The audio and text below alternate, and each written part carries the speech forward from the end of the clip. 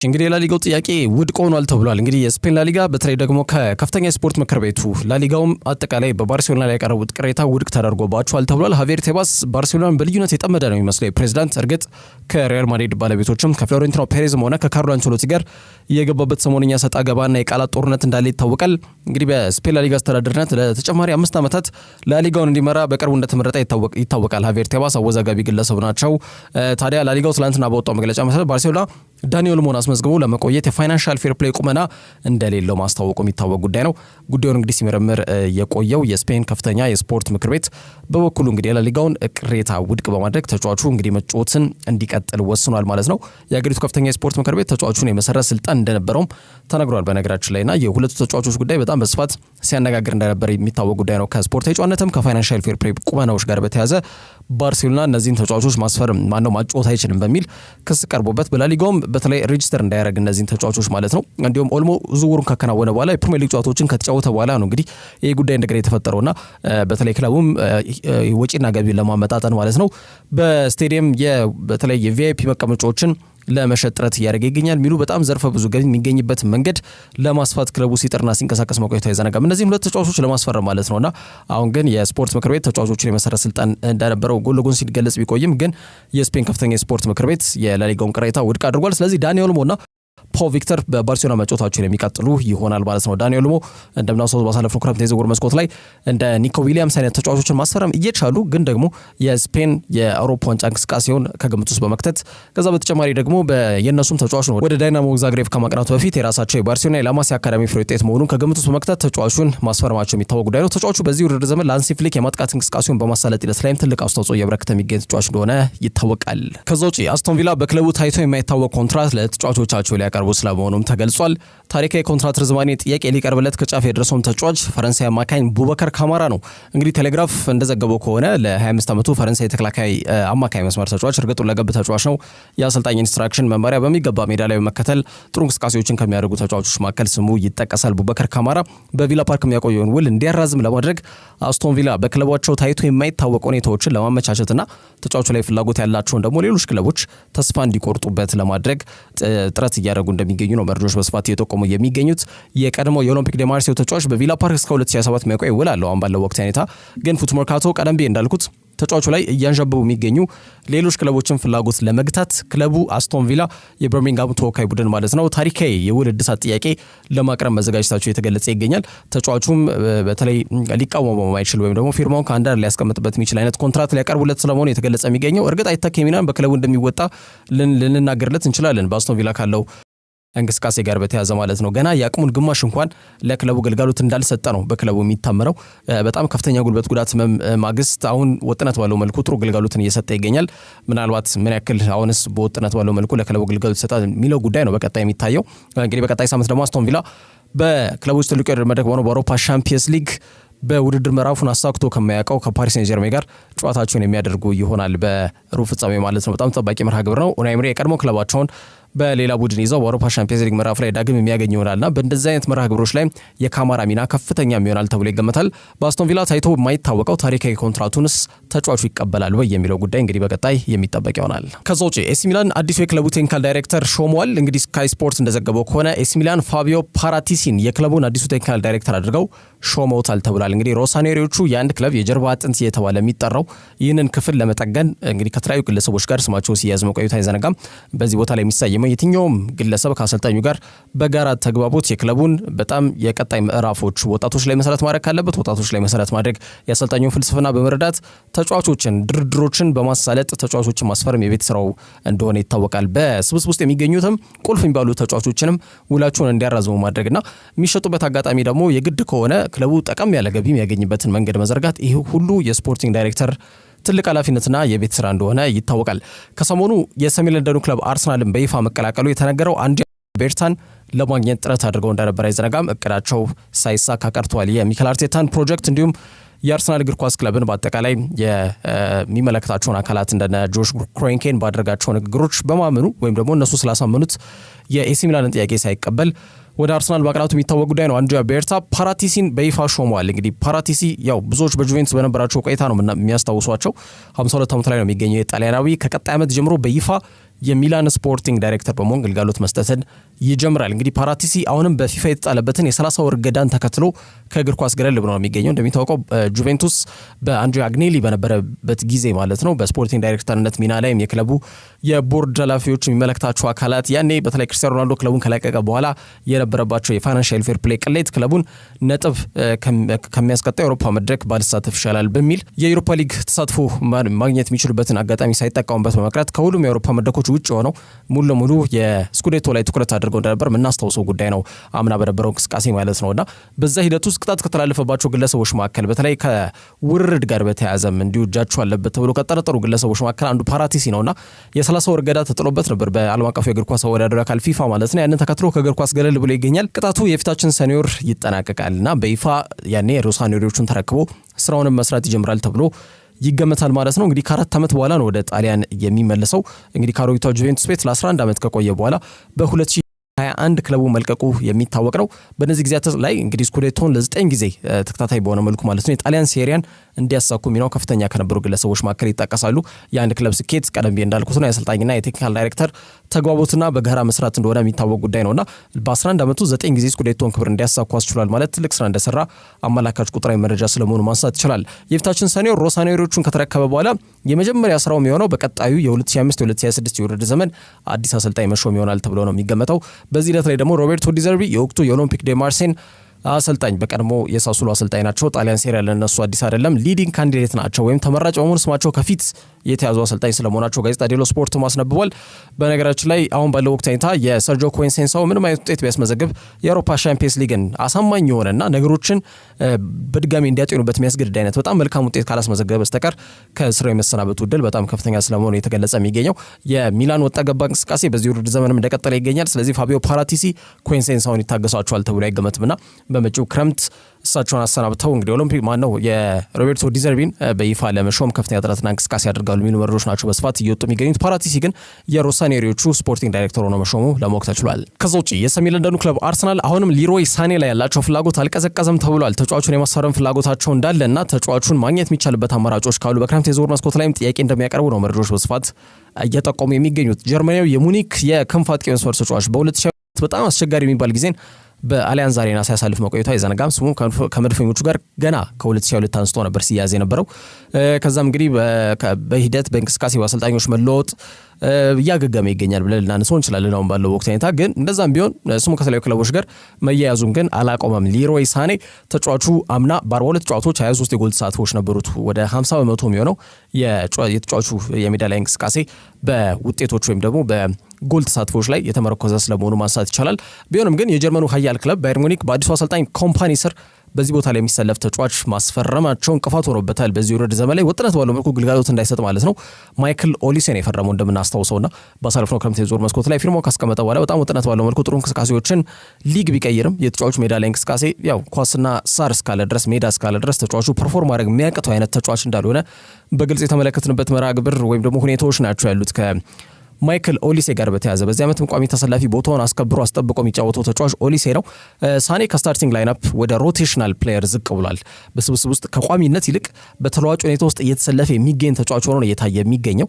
ያንን ተከትሎ እሱም ወደ ሌሎች ክለቦች ለማቅናት የወሰነ ይመስላል ሲል ፉትቦል ለንደንም ይዞት የወጣው መረጃ ያመላክታል። በነገራችን ላይ ሚኬል አርቴታና ሊሮይ ሳኔ በማንቸስተር ሲቲ ቤት በነበራቸው ቆይታ አብረው መስራት የቻሉበት አጋጣሚ እንደነበር አይዘነጋም። በድጋሚ በኤምሬትስ ይጣመሩ ይሆን? የቡካዮ ሳካ ቦታ ላይ ሁነኛ አቅም ያለው ተጫዋች ለማስፈረም ሊሮይ ሳኔና ሚኬል አርቴታ ባለመልኩ በተለይ የማንቸስተር ሲቲ የነበራቸው ግንኙነት ትልቅ ፋይዳ እንደሚኖረው በዚህ ዝውውር ላይ እየተገለጸ ይገኛል። አይናቸውን ሊሮይ ሳኔ ላይ ጥለዋል። ከአሰልጣኝ ቪንሰንት ኮምፓኒ ጋር ያው በሲቲ ቤት መልካም ግንኙነት ስለነበራቸው ነው በነገራችን ላይ አሁንም ቢሆን በሮቴሽናል ፕሌየር ሆኖ እየተጫወተ የሚገኘው። ባይኖራቸው ኖሮ ተቀያሪ ወንበር ላይ የሚቀመጠው ተጫዋች ሊሮይ ሳኔ ነበር የሚሆነው። አብሮ ስለተጫወቱ ግን ያው ሼም እያዞም ቢሆን ያው አንዳንድ የቀያሪ ያስገባዋል። በማይክሮ ሊሴ እንደምናስታውሰው በዚህ በውድድር ዘመን ላይ በቡንደስሊጋ ወደ በዴፊ ፖካል ጨዋታዎች ላይ እየተመለከተ የምንገኘው ጉዳይ ያን ነው። በሻምፒየንስ ሊግ ላይ ማለት ነውና በመጪው ጊዜያቶች የዝውውር ጊዜዎች ላይ ያው መድፈኞቹ ተጫዋቹን ለማስፈረም ጥረት ማድረጋቸው እንደማይቀር ፉትቦል ለንደን በመረጃው ላይ ጎን ለጎን ያመላክታቸው ነጥቦች አሉ። አርሰናል ከጀርመን ሊሮይ ሳኔ ጋር ያው ስማቸው ሲያዝ ለመጀመሪያ ጊዜ አይደለም። በባቫሪያኑ መንደር ተጫዋቹ ውሉን ለማደስ ንግግሮች ላይ ይገኛል መባሉን ተከትሎ ነው በነገራችን ላይ መድፈኞቹ ፍላጎታቸው የቀዘቀዘው። አሁን ግን ድርድሮች በተቀላጠፈ መንገድ ሳይሆን በጣም በቀረዛዛ መንገድ ነው እየተጓዙ የሚገኙት። ግልጽ ነገሮች የሉም። እንግዲህ ተጫዋቹ ውሉን ለማደስ ንግግር በይፋ ከክለቡ አመራሮች ጋር ጀምሯል ከተባለ በኋላ በዛ ሂደት ኮንትራክቱን ለማደስ ጥረት ሲያደርግና ሲንቀሳቀስ ወደፊት አይታየም። ተጫዋቹ የፊታችን ክረምት ውሉ እንደሚጠናቀቅ ይታወቃል። በአሊያንዝ አሬና የሚያቆየው ውሉ ፍጻሜውን የሚያገኝ ነው የሚሆነው። ክለቡና የተጫዋቹ ፍላጎት ግን አልተጣጣመም ተብሏል። ወይ በደሞዝ ሊሆን ይችላል፣ ወይ ደግሞ በኮንትራት ርዝማኔ ሊሆን ይችላል። ይሄ በጊዜ ማለት ነው። ምናልባት ክለቡ 2 ዓመት ሊሰጠው ፈልጎ ተጫዋቹ 3 ዓመት ስጡ ሊሆን ይችላል፣ ወይ ደግሞ ሳምንታዊ ደሞዙን ቀንሰውበትም ሊሆን ይችላል። አይታወቅም። የሆነ ያልተጣጣመ ነገር አለ። ያንን ተከትሎ ነው ውሉን እስካሁን ድረስ ያላደሰው እንጂ በጣም ባየር ሙኒክ ውል በማደስ እየተጠመደ ነው የሚገኘው። እንዲሁም ዮሹዋ ኪሚክ እንዲሁም እድሜም ጥያቄ ሲነሳበትና ስሙ ከባርሴሎና ከማንቸስተር ሲቲ ጋር ከጋርዲዮላ ጋር ዳግም በፕሪሚየር ሊጉ ተጣመሩ ተብሎም ሲገለጽ መቆየቱ አይዘነጋም። ግን ውሉን እንዳደሰ ይታወቃል። ዳዮ ኡፓሜካኖ ሌላ ውሉን ለማደስ ከጫፍ የደረሰ ተጫዋች ነው። ሌሎችም ውላቸውን እንደ አልፎንሶ ዴቪስ ከዛ ውጪ ጀማል ሙሲያላ አይነት ተጫዋች ውላቸውን እንዳደሱ ይታወቃልና በቀጣዩ ደግሞ አሁን ሌሮይ ሳኔ ውሉን ያደሳል ተብሎ የሚጠበቅበት በዚህ ሰዓት ላይ ነገሮች እንደታሰበው አልጋ ባልጋ ሆነው እየሄዱ እንዳልሆነ ነው እየተገለጸ የሚገኘው። በተጫዋቹ ጉዳይ ፍላጎታቸው ካልቀዘቀዙ ክለቦች መካከል ደግሞ አሁንም አርሰናል እየተጠቀሰ የሚገኘው አንድሪያ ቤርታ ቴክኒካል ዳይሬክተር ሆኖ ተሾሟል። የሚኬል አርቴታን ፍላጎት ተፈጻሚ ማድረግ የቤት ስራው ነው፣ ቴክኒካል ዳይሬክተር እንደመሆኑ መጠን ማለት ነው። ስለዚህ መድፈኞቹ በመጪው የውድድር ዘመን ስብስባቸው ጥራት ላይ ብቻም አይደለም ጥልቀት ላይ መሰረት ያደረገ የዝውውር መስኮትን ያሳልፋሉ ተብሎ ይገመታል። ይህ ማለት ጥሩ አቅም እንኳን ባይኖረው እንኳን አንድ ተጫዋች ወይም የእድሜ ጥያቄ ቢነሳበት እንኳን ቢያንስ ስብስብ ውስጥ መግባት እንዳለበትና ስብስባቸውን በቁጥር ማስፋትና ማብዛት መቻል እንዳለባቸው አምኗል ተብሏል። አማራጮች ያሉት ስብስብ ሆኖ መቅረብ መቻል እንደሚጠበቅበት ነው እየተገለጸ የሚገኘው። በዚህ ሂደት አዲሱ ዳይሬክተር ቀደም እንዳልኩት ቤርታም በተጫዋቹን ጉዳይ በጣም በቅርበት እየተከታተለ ይገኛል የሚሉ ጉዳዮች ናቸው የፉትቦል ለንደን መረጃ የሚያመላክተው። ከዛ ውጪ ቶተንሃም ሆትስፐርስ የሜሰን ማውንትን ግልጋሎት ለማግኘት የሚችሉበት መንገድ ካለ ለማወቅ ጥያቄ ለዩናይትድ አቅርበዋል ተብሏል። ቀዮች ሰይጣናት ሜሰን ማውንት ያው በተለምዶ ኢንኳይሪ ነው የሚባለው ጥያቄ ማቅረብ ወይም ደግሞ ተጫዋቹን ማግኘት ይቻል ይሆን አቬሌብል ነው ወይ የሚሉትን ዝርዝር ያሉ ነጥቦችን ነው እንግዲህ ለማወቅ ጥያቄ አቅርበዋል ተብሎ የተገለጸ የሚገኘውና ቀዮች ሰይጣናት ያው ሜሰን ማውንትን በ2023 ክረምት ወር ላይ ነው ፊርማውን ለዩናይትድ ሲያስቀምጥ ብዙዎች ትልቅ ነገር ነበር የጠበቁት። ያው የቀዮች ሰይጣናት ደጋፊዎች ማለት ነው። የሻምፒየንስ ሊግ አሸናፊ የሆነ ተጫዋች ነው።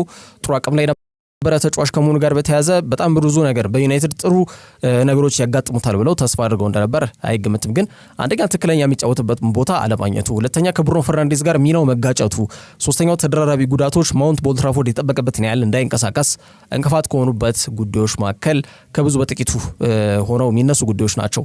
የዩናይትድ የዝውውር ዑደት ውስጥ ካከናወኑት ደካማ ሊባል የሚችል የዝውውር ተርታ ስሙ ሊካተት ተቃርቧል አሁን ማውንት። ምክንያቱም ከቼልሲ የወጣበት 60 ሚሊዮን ፓውንድ ነው። ሜዳ ላይ ደግሞ የሚያሳየው በጣም የወረደ እንቅስቃሴ ነው።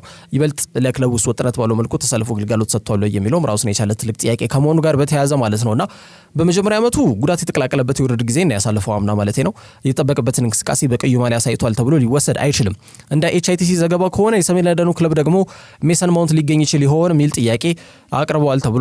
ዩናይትድ የአንጅ ፖስቴኮግሉ ቡድን ስፐርስ ቤት በአማካይ ቦታ ላይ ትላንትና ራሱ አይተነዋል ምን አይነት ደካማ የአማካኝና የአጥቂ መስመር እንዳላቸው ማለትም የአማካኙን ከማጥቃት እንቅስቃሴ ጋር ማገናኘት ይሄ ድልድይ መሆን ያለባቸው የኔትወርኪንግ ስራውን መስራት መቻል ያለባቸው የአማካኝ መስመር ተጫዋች ስራቸውን እየሰሩ አይደለም። የቤት ስራቸውን በሚገባ ቢሱማ መጥቀስ ይቻላል። ከዛ ውጪ ፓፔ ቤታሳር እንዲሁም የተሻለ እንቅስቃሴ የሚያደርገው ትንሽ ኦፌንሲቭ ፕሌዩ ጥሩ የሚባለው ተጫዋች እሱ ነው። ጎል ማስቆጥሮ እንደነበር ተመልክተናል። ያው ጥፋት ተብሎ ክሬግ ፓውሰን ቢሽረው ማለት ነው በዛ ላይ ተቀይሮ ነው የገባው ወደ ሜዳ ላይ እንደው ነፍስ ለመዝራት የቶተንሃም የማጥቃት እንቅስቃሴ ላይ ጥረት ያደረገው ተጫዋች እሱ እንደነበር እናስታውሳለን፣ ወይም እንደተመለከትነው ማለት ነው። ግልጽ የሆነ ጉዳይ ነው። ከዛ ውጪ ቤንታንኩር፣ እነዚህ ሁሉ ተጫዋቾች ሁሉም ተመሳሳይ ይሄ ነጣቂ አማካኝ ከኦፌንሲቭ ይልቅ ሞር ዲፌንሲቭ ያጫወት መንገድ ያላቸውና የፈጠራ አቅማቸው ክሬቲቪቲያቸው ላይ በጣም ትልቅ ጥያቄ የሚነሳ ደካማ ተጫዋቾች ናቸው ያሉት። ወጣቱ ሉካስ ቤርግቫል የቡድን የማጥቃት እንቅስቃሴ የተሻለ የሚንቀሳቀሰው ተጫዋች ነው። በመጀመሪያው አጋማሽ ላይ ያን ነገር ለማድረግ ሲጥር ነበር። በአጠቃላይ የስፐርስ የማጥቃት እንቅስቃሴ ማሳለጥ የቤት ስራው ሙሉ ለሙሉ ማዲሰን ጫንቃ ላይ ያረፈ ነው። ከእሱን ተጫዋች የሚያግዝ ተጫዋች እንኳን በስብስብ ውስጥ የለምና በጣም የቶትናም የማጥቃት እንቅስቃሴ ተዳክሞ እንዲታይ ዋነኛው ምክንያት ኔትወርኪንጉ መሀል ላይ ያሉት ተጫዋቾች ይበልጥ ማሳለጥ የሚችሉበት እድል እንዲሁም ደግሞ አቅማቸውና ክሬቲቪቲያቸው የፈጠራ አቅማቸው ጠባብ ነው የሚለው ብዙዎችን የሚያስማማ ሀሳብ ነው። ሌላ ግን ያው በማጥቃት እንቅስቃሴ ላይ የቡድኑ ጥሩ ግልጋሎት ሊሰጥ የሚችል አይነት ተጫዋች እስካሁን ሊያስፈርሙ አልቻሉም። ታዲያውን የአጥቂ አማካይ መስመር ተጫዋች ለማስፈረም ጥረት እያደረጉ ይገኛሉ። ስማቸው ደግሞ ከኤብሬቺ ኤዜ ጋር በተደጋጋሚ ሲያያዝ ቆይቷል። አሁን ደግሞ የ26 ዓመቱን ሜሰን ማውንት ፈላጊ ሆኖ ብቅ ብሏል። እንግዲህ የቼልሲ አካዳሚ ፍሬ ውጤት ነው ሜሰን ማውንት። በተለያዩ የአጥቂ አማራጭ ቦታዎች ላይ መጫወት ይችላል። የቶተናም ቤት እየታየ የሚገኘውን ግልጽ ክፍተት መመለስ የሚችል አይነት አቅም አለው። እድሜው 26 ነው። ያ ደግሞ ተጫዋቹ ገና ያልተነካ አቅምና ክህሎት ባለቤት እንደሆነ ማሳያ ነጥብ ነው። ዩናይትድ በነበረው የሁለት ዓመት ቆይታ ዘንድሮን ጨምሮ ማለት ነው እንዳሰበው እንደገመተው ሊሄድለት አልቻለም። ዘንድሮም የተቺዎቹን አፍ ለማዘጋት ከፍተኛ ጥረት ቢያደርግም ጉዳት እንደልብ አላንቀሳቀስ ያለው ተጫዋች ሆኖ በቀዩ ማሊያ በጣም ከባድ ጊዜ እያሳለፉ ከሚገኙ ተጫዋቾች መካከል አንዱ ሜሰን ማውንት ሆኖ እየታየ ይገኛል። አንዳንዴ ሜዳ ላይ ያለውን አቅም መጠነኛ በሆነ መልኩ ያሳያል። ለምሳሌ ልክ አሁን ቶተናም ቤት የሌሉትን ቁጥራዊ መረጃዎች ወይም ደግሞ ክህሎትና አቅም ተሰጦች እዚህ ተጫዋች ላይ ያሉ። ለምሳሌ ቁልፍ ኳሶችን ማቀበል፣ ተጋጣሚን ተጭኖ ኳስ ለመቀበል በሚያደርገው ጥረት፣ እይቶቹ የሚጥላቸው ረጃጅም ኳሶች ፍጥነት ባለው መልኩ ወደ ተጋጣሚ 16-50 ኳስ ይዞ የሚገፋበት መንገድ፣ ይሄ ሁሉ የማውንት ልዩ ክህሎቶች ናቸው። በቶተናም ደግሞ በጥብቅ ይፈልጋል። ምክንያቱም ይሄ ነገር ማዲሰን ላይ ብቻ ነው ያለው፣ ግን ደግሞ ማዲሰንም አልፎ አልፎ ተጫዋቹ ወጥነት ያለው ሜዳ ላይ እንቅስቃሴ ማሳየት የሚለውም ክፍተት ይታይበታል። የተጫዋቹ የጨዋታ መዳረብና ተያዥ ጉዳዮችም ወጥነት ባለው መልኩ ያንን ነገር እንዳያሳይ እንቅፋት ይሆኑበታልና ማውንት ያንን ነገር ወጥነት ባለው መልኩ በዩናይትድ ማሊያም ማሳየት አልቻለም። ቼልሲ ቤት ይታወቅ የነበረበትን የሜዳ ላይ እንቅስቃሴና ክህሎት ማለት ነውና የአንጅ ፖስቴኮግሉ ቡድን ዘንድሮ በስብስባቸው ውስጥ የሚታየውን የማጥቃት እንቅስቃሴ ክፍተት ለመጠገን ገበያው ላይ በጥሩ ሂሳብ ሊገኙ የሚችሉ ጥሩ አቅምና አማራጭ ያላቸውን ተጫዋቾች ለማስፈረም እየሞከሩ ነው። በዩናይትድ እየተቸገረና አቅሙን ማሳየት ያቃተውን ይህንን እንግሊዛዊ አማካይ ማውንት ላይ ትኩረታቸው አርፏልና በነገራችን ላይ አንጅ ፖስቴኮግሉ ትናንትና ከቼልሲ ጋር ባደረገው ያለፉት 4 ጨዋታዎች 4ቱንም የተሸነፈ የመጀመሪያው አሰልጣኝ ሆኗልና የዳንኤል ሌቪ የስንበት ደብዳቤ ጥሩ ተደርጎ እየተጻፈ ይገኛል። እንግዲህ በማህተምና ተያዥ ጉዳዮች ናቸው የሚቀሩት አሁን ባለው ወቅት ሁኔታ። የማህተም እስኪመታና ተያዥ ጉዳዮች ደግሞ ያው የዩሮፓ ሊግ እንቅስቃሴያቸው ይጠበቃል ማለት ነው። በዩሮፓ ሊግ ጥሩ ጉዞ ካልተጓዘ እንግዲህ ብዙ ጊዜ በሁለተኛ ዓመቴ ዋንጫ አሳካለሁ ብሎ ተናግሮ ነበር የዘነጋው አንጅ ፖስቴኮግሉ። የቶተናም ደጋፊዎች ያው እየጠበቁ ይገኛሉ። ያው በለፈለፉ በአፍጠፉ እንዳይባል ሁለተኛ ዓመቱ ላይ ነው የሚገኘው። ስለዚህ ዋንጫ ዴሊቨር ማድረግ መቻል ይጠበቅበታል። ዩሮፓ ሊግ ሩብ ፍጻሜ ላይ የደረሰ ቡድን ነው። ምን አይነት እንቅስቃሴ ያሳያል ይጠበቃል። ከወደቁ በሩብ ፍጻሜው ለምሳሌ ይሄ የቀረችው እንግዲህ ማህተም የቀረው የስንብት ደብዳቤ ማህተም ተደርጎለት እንግዲህ ይሰጣል ተብሎ ነው የሚገመተው በዳንኤል ሌቪ አማካኝነት ማለት ነው። በቀጣይ ስፐርስ የተጫዋቹን የግላቸው ለማድረግ ግን በተለይ ደግሞ ማውንትን በማስፈረም የሚሄዱበት ርቀትና የሚያሳዩት እንቅስቃሴ ግን ይጠበቃል ተብሏል። ከዛ ውጭ የአርሰናል ደጋፊዎች ከጋብሪኤል ማጋሌሽ በተያዘ የፈሩት ደርሷል። ተጫዋቹ ከውድድር ዘመኑ ውጪ መሆኑ ተረጋግጧል። ልክ ቡካዮ ሳካ ከክሪስታል ፓላስ ጋር ባደረጉት መርሃ ግብር ላይ ያጋጠመው ጉዳት ተመሳሳይ አይነት ጉዳት ነው ያጋጠመው። ስለዚህ የቀዶ ጥገና ይጠይቃል ተብሏል። የቀዶ ጥገና ካደረገ ደግሞ ከ2 እስከ 3 ወር ከሜዳ ይርቃል። ከ2 እስከ 3 ወር ከሜዳ ከራቀ ደግሞ የውድድር ዘመኑ ተጠናቀቀ ማለት ነው። ስለዚህ ከ2004 ከ2005 የውድድር ዘመን ጋብሪኤል ማጋሌሽ ውጪ ስለሆነ የተገለጸ ይገኛል።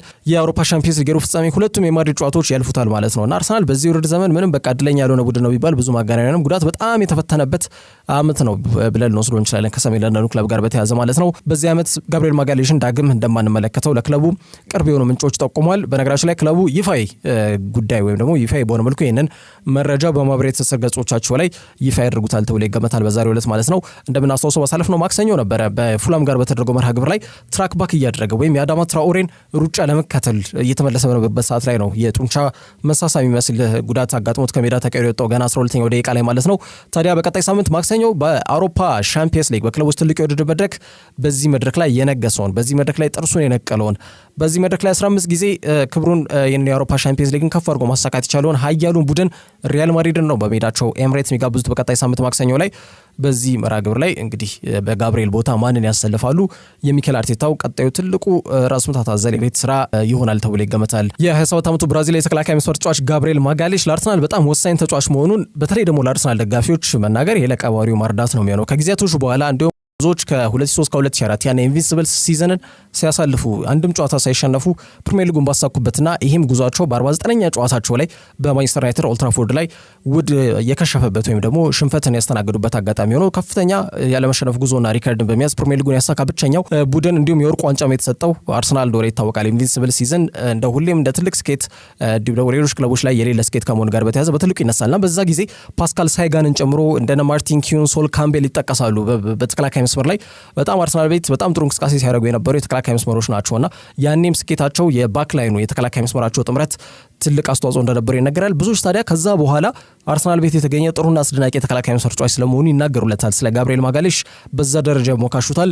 ዘንድሮ 28 ጨዋታ ላይ ተሰልፎ ተጫውቷል። ተከላካይ ሆኖ 3 ጎል አስቆጥሮ 3 ኳስ አመቻችቶ አቀብሏልና ተጫዋቹ በዚህ ዓመት ከዚህ በፊት እንደምናስታውሰው ታህሳስ ወር ላይ እንዲሁ የጉልበት ጉዳት አጋጥሞት የማንቸስተር ዩናይትድና የፉላም ጨዋታዎች እንዳለፉት አይዘነጋም። አርሰናል በማክሰኞው የፉላም ጨዋታ ላይ ማጋሌሽን ብቻ አልነበረም በጉዳት ያጡት። ዩሪየን ቲምበርም 76ኛው ደቂቃ ላይ ጉዳት አጋጥሞት ከሜዳ ተቀይሮ ለመውጣት መገደዱ አይዘነጋም። ግን ኔዘርላንድ የተከላካይ መስመር ተጫዋች ቲምበር ያው ለማድሪዱ ጨዋታ ላይ ዝግጁ ይሆናል ተብሎ ነው የሚጠበቀው። ከዛ ውጪ ቤን ዋይት እና ሪካርዶ ካላፊዮሪም ለማድሪዱ ጨዋታ ይደርሳሉ የሚለው ጉዳይ አሁን ባለው ወቅት ሁኔታ አጠራጣሪ ስለመሆኑ እየተገለጸ ይገኛል። ያው ሚኬል አርቴታ ክለቡ ላይ እየተፈጠረ ያለውን የተጫዋቾች የጉዳት ዜና አዲስ አይደለም። ይሄው ዓመት በዚህ መንገድ ስናልፍ ነበረ። ውጥረት ባለው መልኩ ተጫዋቾችን ረዘም ላለ ጊዜ ያገኘውበት አጋጣሚ አላስታውስም ሲል ሀሳብ ሰጥቷል። ለአብነት ያህል እውነት ነው እንደው ለማገዝ ያለንን ሀሳብ ቡካዮ ሳካ ከ3 ወር በኋላ ነው ወደ ሜዳ የመጣው ከ101 ቀናቶች በኋላ ማለት ነው። እንደምናስታውሰው ደግሞ አመቱ ከተጀመረ በኋላ ማርቲን ኦዴጋርድ ለ2 ወር ከሜዳ ርቆ እንደነበር እናስታውሳለን። ሊያንድሮ ትሮሳር ወደ 12 ጨዋታዎች አልፈውታል። ቲምበር በመሃል አልፎ ጉዳት ያጋጥመዋል። ቶሚያሱ በውድድር ዘመኑ ሰፊውን ጊዜ በጉዳት ነው ያሳለፈው። ቤን ዋይት ያሳለፈው ታህሳስ ወር ላይ ያደረገው የጉልበት ቀዶ ጥገና እስካሁን እየነዘነዘኝ ይገኛል እያለ ነው የሚገኘው። አሁንም ቢሆን ሜዳ ርቆ ይገኛል። ቤን ዋይት ለምን ያህል ጊዜ ያርቋል? ለማድሪድስ ጨዋታ ይደርሳል? ሌላው አጠራጣሪ ጉዳይ ነው። አዲስ ፈራሚ ሪካርዶ ካላፊዮሪ የተጫዋች ኢንጁሪ ፕሮ ነው። ወጥነት ባለው መልኩ ሜዳ ላይ አይታይም። 1-2 ሳምንት ካለ የለም 3ኛው ሳምንት ላይና አሁንም የጉልበት ጉዳት አለበት። በተለይ በሀገራት ጨዋታ ላይ ጉዳት አጋጥሞት ከሜዳ ተቀይሮ መውጣቱ አይዘነጋም። ማርቲኔሊ ከሳምንታት ጉዳት በኋላ ነው ወደ ሜዳ የተመለሰው። ከዛ ውጭ የጋብሪኤል ሱስና የካይ ሃቨርትዝ የውድድር ዘመን ውጭ ያደረጋቸውን ጉዳት ያጋጠማቸው ተጫዋቾች እንደሆነ ይታወቃልና ይሄ ሁሉ በጣም አሳሳቢ አርሰናል ተጫዋቾች ላይ ምንድን ነው የተፈጠረው በሚል ብዙዎች እስኪያነሱት ድረስ ይሄ ጉዳይ በጣም በስፋት ክለቡ እየተፈተነበት የሚገኝበት ሂደት እንዳለ ማንሳት ይቻላልና ስለዚህ ጥቂት ተጫዋቾች ናቸው በወጥነት ለሚኬል አርቴታ አገልግሎት የሰጡት። እንዲህም ሆኖ ነው በፕሪሚየር ሊጉ ሁለተኛ ደረጃ ላይ ተቀምጦ የሚገኝ ቡድን ሆኖ እየተመለከት ነው የምንገኘውና አነሰ ቢባል 2 ሳምንት በዛ ቢባል 3 ወር በተለያዩ ጊዜያቶች ላይ ተጫዋቾች ወጥነት ባለው መልኩ ግልጋሎት ያልሰጡባቸውና በጉዳት ከሜዳ የራቁባቸው አጋጣሚዎች ናቸው ያሉትና አርሰናል በዚህ ደረጃ ከጉዳት እየተፈተነ የሚገኝበት ምክንያት ምንድን ነው የሚል ጥያቄ ቢሰነዘር ያው መልሱ ይታወቃል። የስብስብ ጥልቀት ጥያቄ ስለሚነሳበት ነው። የለውም ጥልቀት። አሰልጣኙም ሮቴሽን አይጠቀምም። በጣም ግትር አሰልጣኝ ነው። ተጫዋቹ ከመጠን በላይ ወጥነት ያለው ተመሳሳይ ተገማች ያጫወት መንገድ እንዲሁም ተመሳሳይ ተጫዋቾችን ነው የሚያሰልፈውና እየቀየረ እንኳን እረፍት የሚሰጥባቸውን አይነት አጋጣሚ አማራጭም የለውም ተቀያሪ ወንበር ላይ። ያ ትልቁ መንስኤ ነው። ክለቡ አምናም በአውሮፓ ሻምፒየንስ ሊግ እዚህ ደረጃ ላይ ደርሶ በባየር ሙኒክ በጀርመኑ ኃያል ክለብ ከውድድሩ መሰናበቱ አይዘነጋም። ዘንድሮም ከዚህ ደረጃ የሚያልፍ አይመስልም። ቁጥራዊ መረጃዎችም ፊታቸውን ወደ ማድሪድ ነው የሚያዞሩት። በመጪው የዝውውር መስኮት ግን ያው የስብስቡን ጥልቀት ጥያቄ ለመመለስ ስራዎች እንደሚሰሩ ይገመታል።